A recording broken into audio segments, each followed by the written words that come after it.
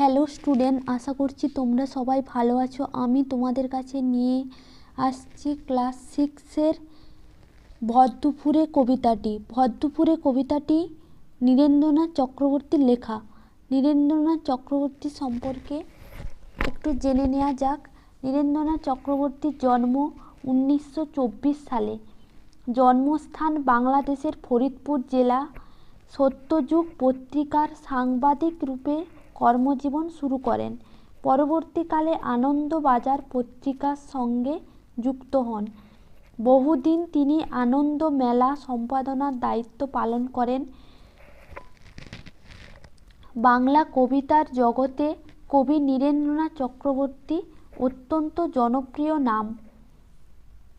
তার কাব্য গ্রন্থগুলির মধ্যে রয়েছে নীল নির্জন, অন্ধকার বারান্দা, কলকাতার যিশু প্রভৃতি।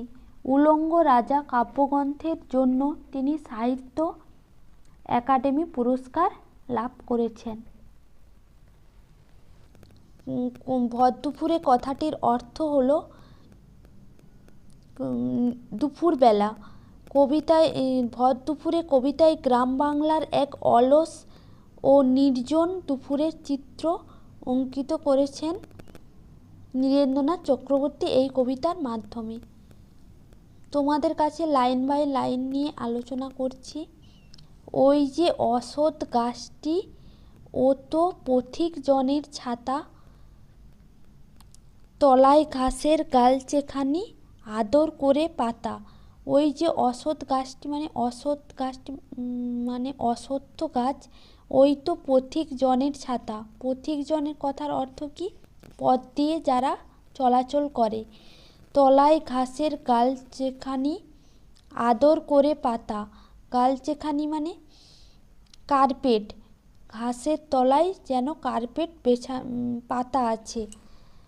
চড়ছে দূরে গরু বাছুর, গাছের তলায় শুয়ে, দেখছে রাখাল মেঘগুলো যায় আকাশটাকে ছুঁয়ে। মানে অনেক দূরে গরু বাছুর চড়ছে, গাছের তলায় শুয়ে দেখছে রাখাল মেঘগুলো যায় আকাশটাকে ছুঁয়ে। রাখাল যেন দেখছে মেঘগুলো আকাশটাকে ছুঁয়ে যাচ্ছে। খোলের মধ্যে বোঝাই করে শুকনো খড়ের আঁটি, নদীর ধারে বাঁধা কাদের ওই বড় নৌকাটি। মানে খোলের মধ্যে খোল মানে ফাঁপা অংশ, বোঝাই করা শুকনো খড়ের আঁটি, নদীর ধারে বাঁধা কাদের ওই বড় নৌকাটি। মানে ওই বড় নৌকাটিতে শুকনো খড়ের আঁটি বোঝাই করে রাখা আছে। কেউ কোথা নেই, বাতাস ওড়ায় মিহিন সাদা ধুলো, ভরদুপুরে যে যার ঘরে ঘুমাচ্ছে লোকগুলো।